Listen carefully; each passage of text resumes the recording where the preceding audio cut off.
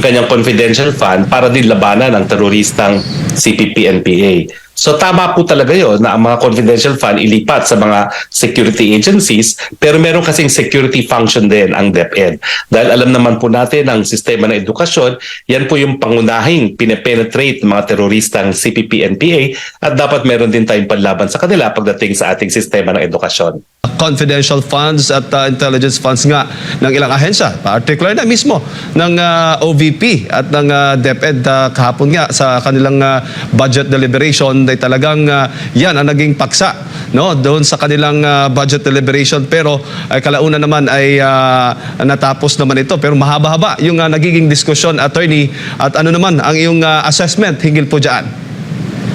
Well, ito po ay simula na ng demolition job kay VP Sara, no? Ito po ay politikahan na.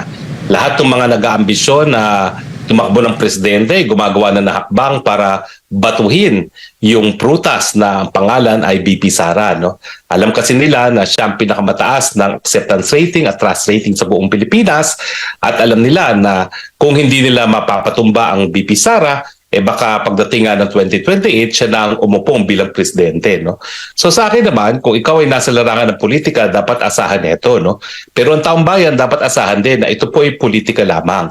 Hanggang hindi sila nagpapakita na kinurakot ang halaga ng confidential fund o di naman kaya ay ginastos sa mga maling pamamaraan, wala pong nagawang kasalanan si VP Sara, no? Sinasabi ko nga po bilang abogado nung kaso ng na nagsasabi na po pwede namang gumastos kapag ang pondo ay linipat ng ehekutibo sa ibang branch din ng ehekutibo, no? Wala pong pinalabag na batas dyan, no? Dahil ang paglipat naman po ng pondong yon, lalong-lalo na yung 221 million na yon, ay buwan na ng Disyembre, no, nung nakalipas sa taon. So ibig sabihin, patapos na ang taon at pwede talaga maglipat ang ehekutibo within the executive branch of government na kung anong natitirang mga pondo. Bago nga inaprubahan yung 2024 ng walang pag-amyan na pagkasunduan ngayon itong mga leader ng Kamara na i-realign yung confidential at intelligence funds ng iba't ibang civilian agencies kasama na ang sa OVP at DepEd para sa security forces naman ng bansa sa gitna ng tensyon sa West Philippine Sea.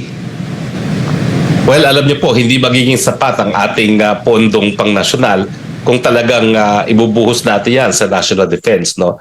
Dahil kinakailangan talagang tumayo tayo sa sariling paa natin pagdating sa pagdepensa sa ating teritoryo. Wala po tayong ibang aasahan tungkol dyan.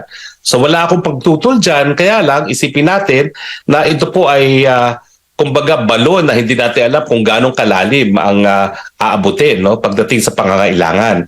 So kinakailangan magkaroon tayo ng desisyon na hanggang saan lang tayo gagastos dahil meron naman tayong mga ibang pangangailangan bilang isang bansa. Pero tama po yan na kinakailangan ang mga Pilipino aasa lang sa atin pagdating sa pagdepensa ng ating teritoryo at hindi po natin ito maiaasa sa mga dayuhan.